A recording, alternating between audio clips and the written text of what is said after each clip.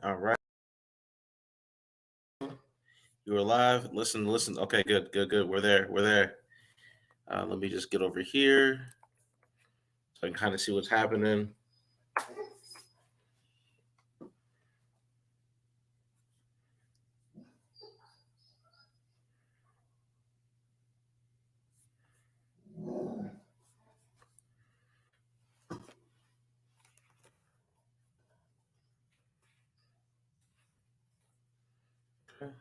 Oh no, it's not what I wanted. Oh no. Oh boy. Okay. Perfect.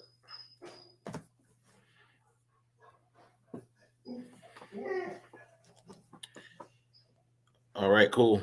All right. All right. Oh no, it's not what I wanted. Oh no. It's got about a 20-second delay. Appreciate y'all for hanging out with us tonight. I apologize for being just a few minutes late. I was running behind from another appointment, and so I wanted to be sure that I came on. I was not going to cancel because canceling is not what we want to do. We're too new into this series, and so I wanted to be sure that we. I see you, close ties. Maya, I see you. Real Samantha Renee, I see you. If y'all could do me a favor and go ahead and share this with your audiences, with your peeps, people that you like, people that you don't like, anybody in between. Here's my full disclaimer. First of all, let me get a sound check. Get a sound check. Make sure I'm not hollering in your ears and you can hear me clearly. If you can hear me, go on and send some hearts up so that I can see that you're in the room. I see you're in the room. Just want to make sure that we've got an audible sound here.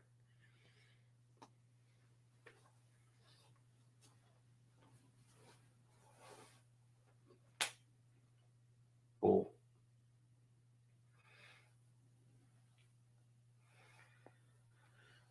Cool. All right, here's my disclaimer.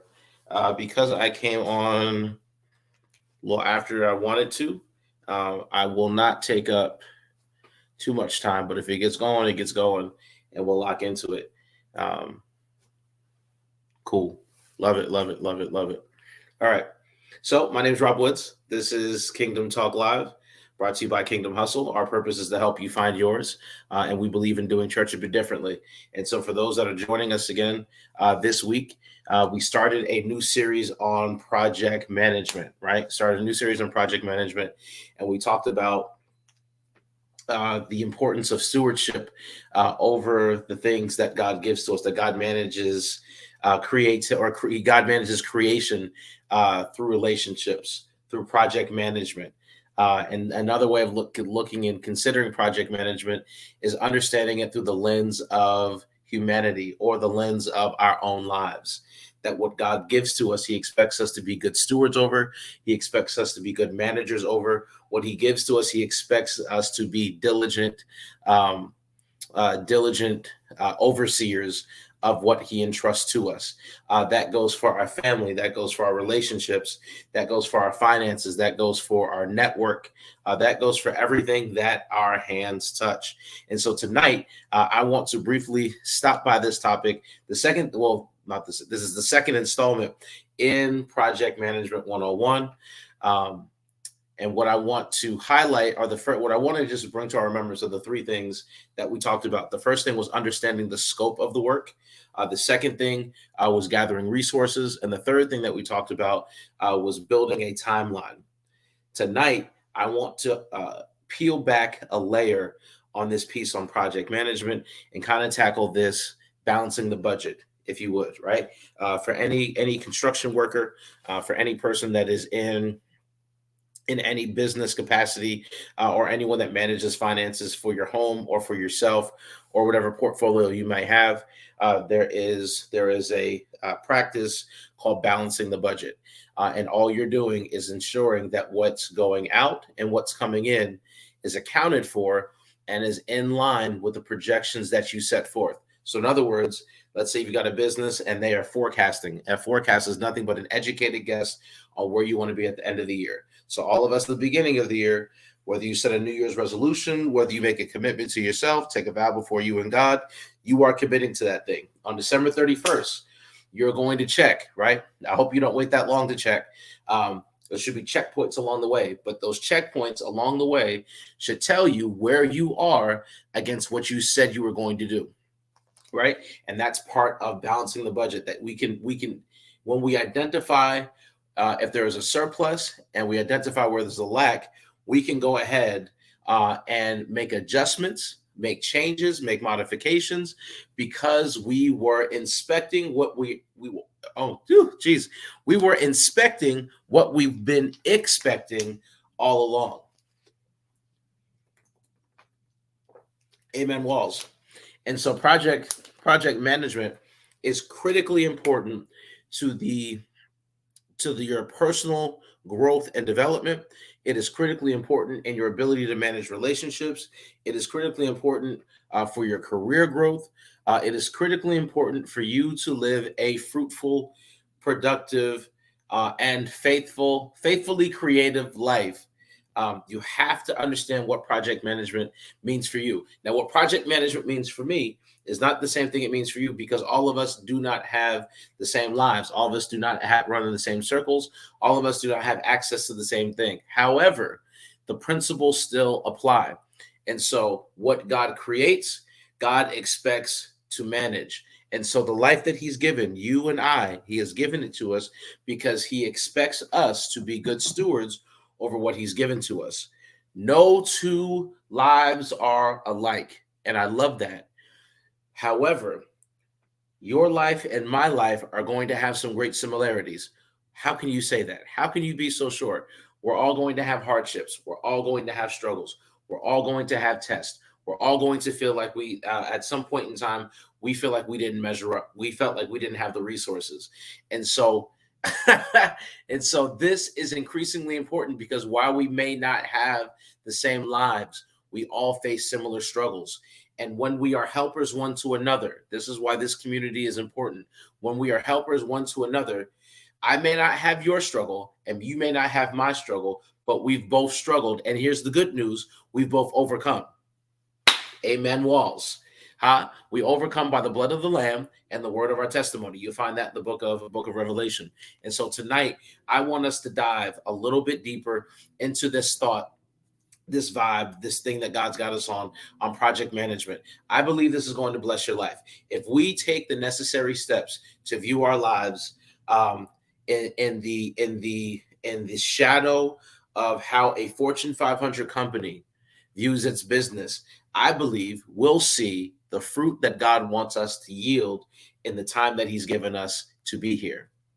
Yeah, I believe if we're faithful over a few things, God will make us ruler over many, over much, because that's his word, and his word will not return to him void. What, as children of God, we and heirs and joint heirs, right? We participate in the kingdom, and this kingdom that we speak of is one that God is looking to manifest here. Let me be clear: our job, our responsibility, right, is to help you prepare and cultivate the gift that God's given to you, so you can share it with the world. What we do is not for everybody.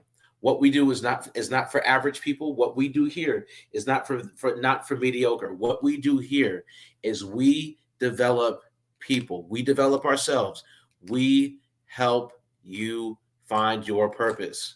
And if you're already in it, we help you stay in that purpose, because life's going to happen. Things are going to happen. Things will go wrong. You'll have days where you don't feel like marching. You'll have days where you don't feel like getting up and doing it. And those are the days that discipline and desire will be the things that push you forward when nothing else will be working. Am I making sense tonight?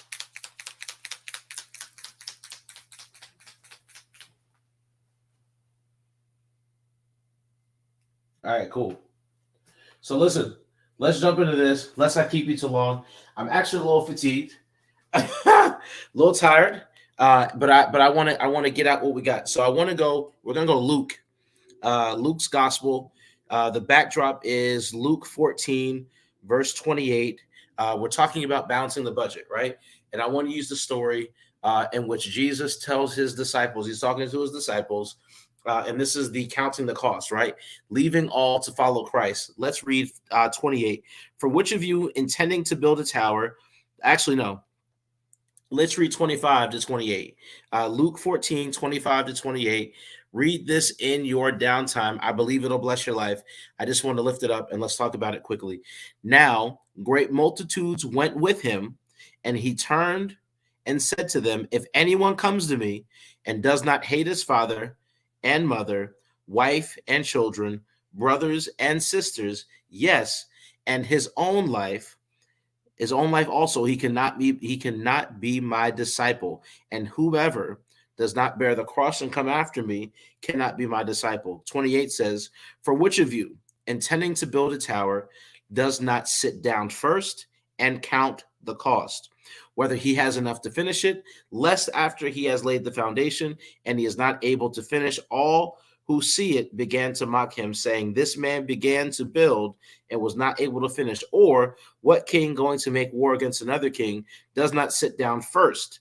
Consider whether he is able with 10,000 men to meet him who comes against him with 20,000, or else, while the other is still a great way off, he sends a delegation and asks conditions of peace. So likewise, whoever of you does not forsake all that he has cannot be my disciple. Listen, I read more than I anticipated. That wasn't good manners, but it's great grace. And so in this text, quickly, in this text, Jesus is talking with the multitudes. And so it's a crowd. It's a congregation of people, and he's letting them know. He's setting the table here. He's saying, listen, anyone here's the piece. You've seen my miracles. You saw this. You saw the cool stuff that I did, right? You saw me feed those who are hungry. You saw me raise people from the dead. You saw me unstop deaf ears. You've seen my miracles. You've seen my manifestations. You've seen my works, and my works got you in your feelings. My works got you feeling some kind of way. My works got you feeling like I want to be a part of this. But I need you to understand that being a part of this isn't just being in the cool kids club. Being a part of this doesn't mean you're going to be on MTV Cribs. Being a part of this does not mean you're going to have front row seats to Beyonce. Being a part of this does not mean that your life is going to be free of trials and tribulations. I need you to understand that you signing up to be my disciple, first of all, that word disciple means follower. It means learner.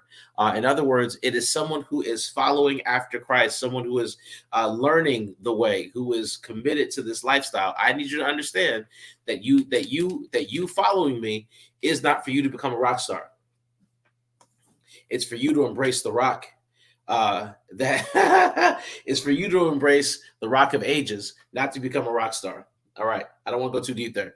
And so he's sharing with them. Listen, you want my glory. Let me use a local colloquialism here. You want my glory while refusing to recognize my story. Huh? You want my glory while refusing to recognize my story. I am giving a quick summary of what I see in this text. Luke 14, 25 through 28, but I read all the way down to 33. Jesus is setting the table with a group. He says, listen, y'all following me because you like my swag, because you like what I've done. You're following me because you're in your emotions, but I need you to make sure that that you don't make a decision based upon your emotions. Yee, come on. I need to make sure that you don't make a decision based upon how you feel in this moment. And some of us, if we be honest about it, we have missed out on opportunities. We've missed out on chances to grow. We've missed out on things that God has put in our trajectory to grow us, to develop us, to stretch us, because we were in our feelings. We didn't make the phone call because we didn't know what was on the other end of that line. We did not send the email because we spoke ill will against ourselves. We doubted ourselves. We didn't show up in the full capacity of who we are because we doubted what was on the inside of us, or we didn't quite believe what God had whispered to us. That's why last week I asked you, I said, write down why your relationships are the way they are. If they're good, why are they good? If they're not good, why are they not good? And let's start peeling back the layers of that. Because just as much as we can point the finger at someone else and say, they did this to me or they did that to me, we can take those same fingers and point them back at ourselves in an effort of self-examination and figure out, why did we respond the way we did? Or why do I feel some kind of way about that? This is what project management is. Project management is about doing the dirty work. Anytime they are building a building, it is not always as smooth as it may seem. They could run into an issue getting permits. They could run into an issue getting clearances. They can run into an issue in excavation. They can run into an issue where there's a septic tank where they didn't see a septic tank before. There's a lot of different things that happen when you are a project manager. But there's grace for the journey, because when things happen that you don't expect, there is a God that's there that's already seen that part of the project. He's overseen. Oh, I wish I had help. There's a God that sees, that oversees. Do you hear me? There is a God that oversees. I told you this week, I said, if you're the project manager, then God's the foreman. And the foreman's job is to oversee the work. He gives you responsibility to help manage it, but there is one that oversees it. And I thank God for his ability to oversee what we're working on, and that's our lives. So tonight, I done got happy. I may stay a while. Call your mama, call your uncle, call your auntie. Tell them we on. Tell them if you want to grow, we growing. Tell them if you want to go higher, we going higher. Tell them if you want to go deeper, we can do that too. Share this with somebody. Kingdom Talk Live, we talking about balancing the budget. When you balance the budget, there we go. When you start balancing the budget, it's going to start, there's debits and credits. I won't go into it. Okay, so let's focus. Let's focus. Maybe I should go there. Listen, whenever you're balancing a budget, you're accounting the cost. Let me make this clear before I go to it. Jesus has to make his election sure, and I'm watching the language that I use. Jesus must make sure that his election is sure, right? And so by him doing that, he says, listen, don't follow me because of what you saw. Follow me because of what you believe. I wish I had help there. Don't follow me because you saw the sick be healed and the dead be resurrected, or don't follow me because I was able to mitigate the current welfare system and turn water into wine and a little boy's lunch into a banquet for thousands of people to eat. Am I paused? Oh, low battery. Sorry. Okay, sorry. All right, we back. My fault. That was me. He said, listen, do not be surprised by anything. I don't want you to make a decision to follow me based upon what you saw. I want you to make a decision to follow me based upon what you believe, not just what you believe, not just what you believe in what it is that you saw me do, but you believe in the one that sent me to do it. Okay, listen. When you are, come on, Pen. When you are balancing the budget, this is basic accounting, right? We get busy over here. We do business, we do marketplace, and we do ministry. Let's say this is the budget, right? I can't even spell. Maybe that's not my gift tonight. Here's the budget. BUDGET. Okay. On this side, we're gonna have debits. Other side, we're going to have credits. For all of my accounting people, you know exactly where we're going. All my managerial accounting people, here's where we are, right? We've got debits and we've got credits. And this is basic banking. Anytime there is a debit from your account, what that means is there is a negative, there's an expense going out, right? So $100 here, $25 here, $1.99 here, $3.59 there, right? All these are debits going against your account. Anytime you get a credit, that's money going in. So let's say your paycheck hit, right? Let's say we're in tax season. Tax season came, and you scammed on your taxes, and you got $10,000 back, right? And let's say somebody owes you money. They cash apped you lunch because you bought them some lunch. They cash apped you $11. We've got debits and we've got credits. I hope y'all hear me tonight. We got debits and we've got credits. And so anytime we are dealing with a balance sheet, we've got to make sure that what we that we reconcile, right? That what we start out with, let's just say we start out with, I'm using arbitrary numbers, $5,000, right? All my debits and my credits should lead me back to where I started. And now here's the piece. Here's the piece that I must share. That when we are talking about balancing the budget and counting the cost, it is a conscious decision that we as an individual make to say that regardless of what I feel emotionally, right? Because accounting is numbers, not facts. It's figures. Woo! Somebody get that. Accounting is not facts. It's figures. Same thing we talk about life. Your accountant, right? Your CFO, your tax guy does not care how you feel about the money that you made or how you feel about the money you spent. Their job is to figure out what happened to it.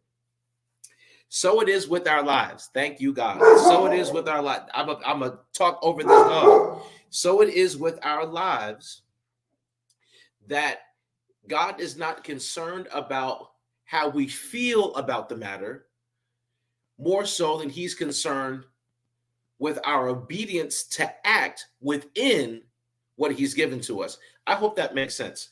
That a lot of times we say we don't want to do a thing because I'm not feeling it, or the vibe is off, or who gonna be over there. Because depending on who gonna be over there, either I'm coming or I'm not coming. Yep. Yep. I'm walking on your street now. Yeah. Depending on who's gonna be in the room, either I'll be there or I won't be there. But when you count the cost, this is what Jesus is saying to the multitude. Listen, when you count the cost, you're going to say, regardless of how I feel about my father or my mother, my brother, my sister, my political affiliation, how I feel about this, that, or the third, I'm going to make a decision that I'm going to pick up my cross. In other words, I'm going to make a decision that my life suggests that I'm connected to him, even when it doesn't seem convenient, even when it ostracizes me, even when it marginalizes me, even when it keeps me away from the things that make me most comfortable. I hope that makes sense. Let me make it plain for you. I get on here and I teach every Thursday night. There are a little over, I think maybe 2,300 folks that follow us on Kingdom Hustle. There are 8 people in this room, 7 people in this room. You know what kind of percentage that is? Y'all do the math, right? What kind of percentage? That's a low percentage, right? But because I've made a decision to tie my life to the thing that God's given me to work, it does me no good to get upset when all 2,000 folks don't get on. I don't know what they're doing. I'm not upset about it. I'm going to talk to the folks that show up each and every week. Why? Because I'm committed to the work. I counted the cost before I started. In fact, that's why I didn't even start. That's why I hid behind a clothing line for 2 to 3 years, not wanting to teach, because I was in the process of counting the cost. What is it going to cost me to step out and say I got an online ministry, to step out and reject traditional ministry that I knew growing up? What is it going to cost me? In some areas, it's cost me everything because the invitations don't come like they used to. In some areas, I have grown exponentially in my obedience, in my faith walk, and how much I believe God can do. I need y'all to talk in here. Y'all talk back to me. You, my friend. You shake the marker, huh? You salute yourself. There are things that you willfully decided to step away from. People you decided to step away from. Situations, jobs, opportunities, friendships, connections that you willingly disconnected from because you said it doesn't fit in this season. Ain't gonna work. It doesn't work. I can't do this. And so listen, anytime you did that, that was a credit. Do you hear me? You credited your account, because anytime you play small, anytime you play beneath, anytime you doubt yourself, Anytime you say, God, I know you can, but I can't, you have now put a mark here in this debit column. So anytime you made anytime you made a decision, say, God, I know you can, but I can't, debit $200 from your spiritual account. Yeah, anytime you say, God, you can, but I can't, take $200 out of your spiritual bank. You cost yourself. That was an opportunity cost. You balancing your budget in the wrong way. You took a debit when you should have took a credit. What do you mean by that? How now, Rob, tell me, how do I take a credit in that situation? Now I said, God, you can, but I can't. And what you should have said was, Lord, I believe, but help my unbelief. In other words, I'm willing to trust you in the margins of my life, in the areas of my life that I cannot see, but I relinquish it to you because I trust you just that much. I'm teaching you and I'm preaching to myself, because there are things in my life that I'm looking for God to do. And there are things in my life that I'm looking for him to do that he's never done in my life before. In fact, it's not even in my bloodline. Can't even trace it. But I believe he can do it. And my wife believes he can do it. And my children are believing that he can do it. And so anytime that happens, look, I just credited my account. My faith account just went up $1,000. I'm just picking arbitrary numbers. Huh? You got to think about your life as a project manager manages their budget for a project, and the foreman is overseeing it. The project manager is responsible for the financial stability of that project. You, my friend, are burdened with the responsibility of managing your spiritual budget. This is good. I need to change. I need to do something else with this. I like this.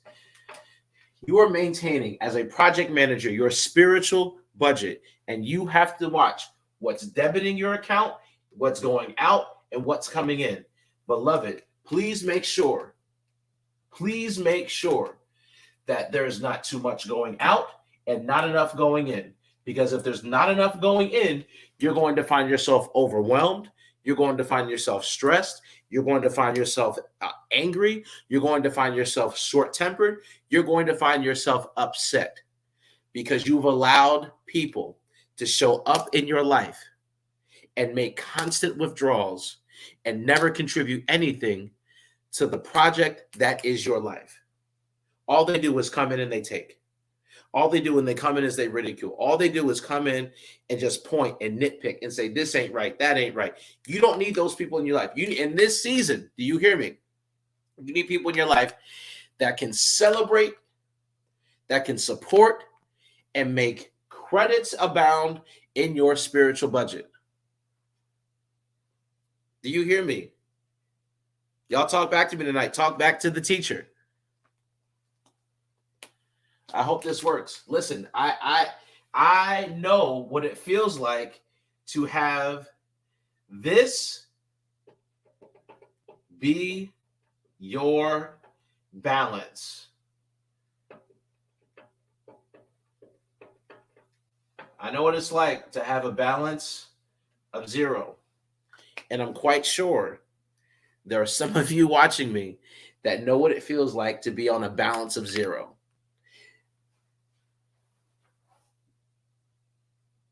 You've given, you've encouraged, you've supported when you didn't have it. And when you turned around to get poured back into, there was nothing coming your way.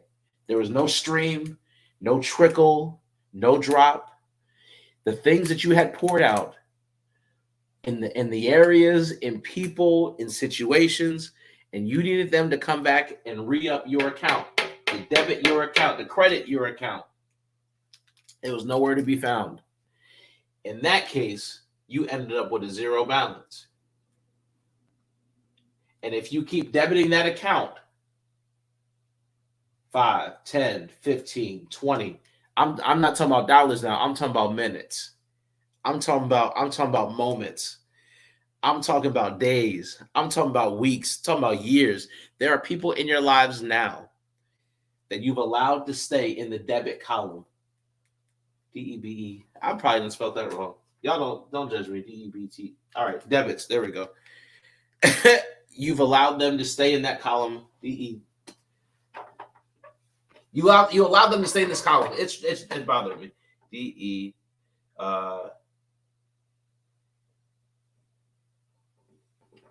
I'm spelling it wrong. I spelled it wrong.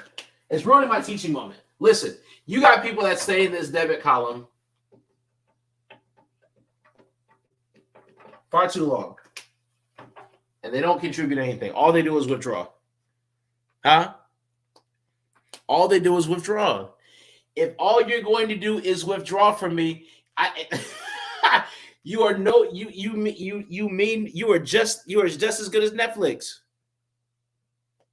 I'm not coming from nobody. No, I'm not coming from nobody tonight. But if all you do is just withdraw from me, I've left you on automatic withdrawal. I treat you like Netflix. I treat you like Hulu. I treat you like any subscription service I've subscribed to. All you do every month is withdraw from me. And what you leave me with is I'm entertained, but I'm nowhere near closer to the thing that God has for me. I know this teaching is not for everybody. I know it's not for everybody. I get it. I'm here for you. But when you are running your budget, when you are running your spiritual budget, you got to make sure that everything around you, this is why Jesus was saying to the multitude, your mother, your father, your sister, your brother, even yourself, you have to become an enemy to yourself. Some of us, I got to get so close. Some of us are self-sabotaging our destinies because we don't speak well about ourselves, because we doubt the gift that God's given to us, because we don't believe in the thing that we don't believe the thing that he said is coming to pass is going to come to pass. We surround ourselves with people that are not going in the direction that we're going in, and we wonder why our dreams and our ambitions and our goals and our drive is drying up. Do you hear me tonight? I want to speak. Now I got it. I want to speak to the dormant dream. I want to speak to the vision that you put on the shelf. I want to speak to the thing that you told God that you were going to be wholehearted about, but you have quietly laid it down and walked away. I want to talk to that tonight. And I want to tell you that you're going to revise your spiritual budget and see who's been draining you and what's been giving you credits. You're going to run an analysis tonight and say what's debiting my life and what's crediting my life. And if I'm on zero, I need to take a look to see who's got an automatic debit on my life. Who's draining me? Huh? Who's draining me? Who's every month on the 1st and the 15th taking money from my account and putting nothing back? Because it ends tonight. There's too much God wants to do with you, through you, for you to let people drain your spiritual budget, use it up, and give you nothing in return. That's not good management. If you manage my business, huh? And I got to the end of the project and my balance was zero, and I didn't have what you told me I was going to have at the beginning, I'm 88 hot. I'm fighting. If you say you're going to build the building, huh? And you ain't build the building, but all my money's gone, we got to fight. Either we going knuckle up or we going to court. You pick. That's the attitude I'm talking about. That's the attitude you got to have tonight. Not just tonight. Let's be honest. This thing, I need you to get this thing in your veins. As surely as blood is running warm through your veins, I need your passion, your desire, and the purpose that God's given to you to be the alarm clock that wakes you up in the morning. And don't do it for me. Don't do it for your spouse. Don't do it for your kids. Huh? When we talking about the text, he says, listen, I'm dividing father and mother, sister and brother. Huh? I'm dividing all of that. I'm doing it because God called me to it. Because living my life and getting to a zero balance and not giving him a return on his investment is something I'm not willing to do. That's why I teach. And out of 2,300 people, 70 y'all are in here because I've got to give him a return on his investment because that's what's on my life. If 2,000 show up, great. If they don't show up, I don't care because for those that this is for, it's for. Amen. Lights.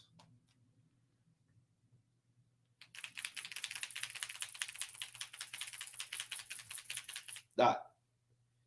That's it. That's it. I teach because I'm called to teach. Y'all don't pay me. I'm not on nobody's payroll. And I love it that way because that means I'm not bound to a particular style, a particular message, or a particular method. Your gift is going to make room for you. Let's say that again. Your gift is going to make room for you. What the credits look like? Huh? Who's here? What people are here? What things are here? What resources are here? Who are you? Who is your board of directors? Who's speaking into your life? Right? And those same things that we asked about on the credit side, who's pulling from me? Right? Who's pulling from me? Who's draining me? Who's using me? Who sees me as disposable? When we start asking ourselves these tough questions and we run an analysis and we see where our spiritual budget really looks like, we're going to find out we're going to find out what we've put our value in.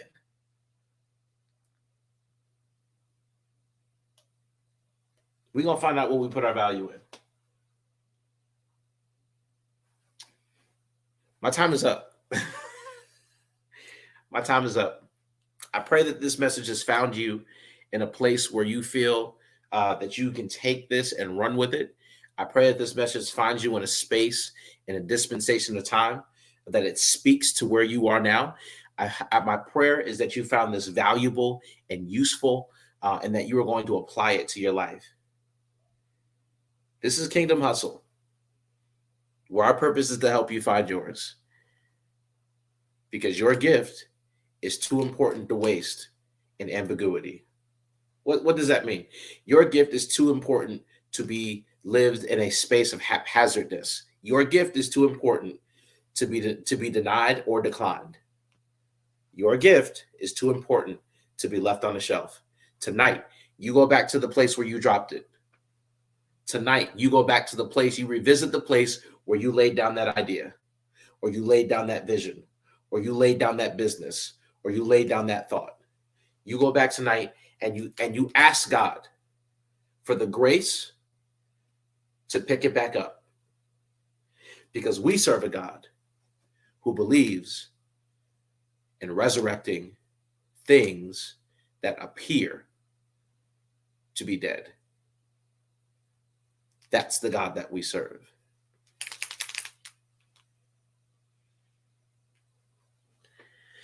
Whew. Y'all, let's pray. In the bottom, you can find ways to connect with us. You're already connected. If you want to sow into the ministry, great.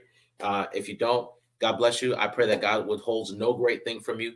My thing is this. I want you to take what you've learned tonight and apply it to your life. The best thing you can do to support this work is to take what we talk about here and to continue the dialogue with your spouse, with your friends, with your parents, with your network, with people who are like-minded. Share this dialogue. You don't even have to mention our name.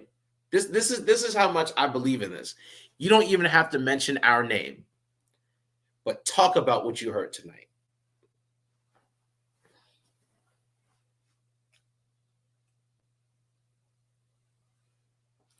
Did my phone just die? My phone just died. Hold on. No.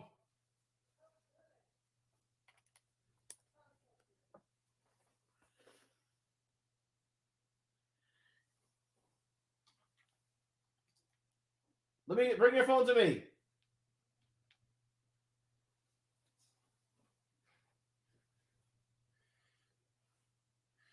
It's cool. I got it. I got it on StreamYard though.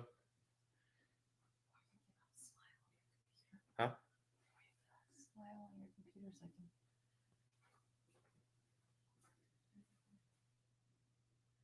All right, I'll go back in it from. It says it's still there.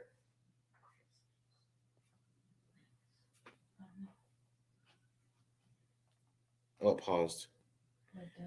It did die. What happened to your laptop? No, I wasn't plugged in. I was running on 10%. I was negligent. That was so good. You're on StreamYard still, so I'm saying it's so good. I can stop it. How can I get on? Oh, there we go. It stopped. Hold on. You see?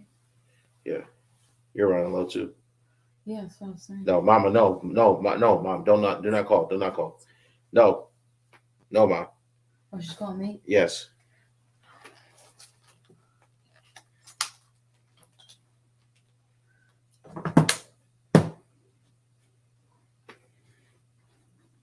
No, you have to put it up. I'll just hold it.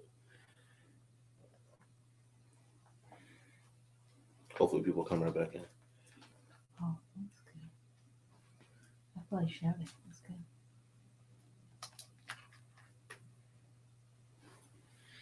Y'all come back in real quick. I won't tell you what happened. I will not tell you what.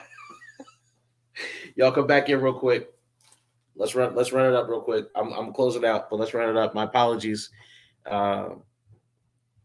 My phone acted up. It died. Just like he died. But just like he died, he's back up again. Listen, y'all come in real quick. I'm gonna do this benediction and we're gonna get up on out of here. Perfect. Y'all come back in. You get to see the. There we go. Listen, my apologies. That was not supposed to happen.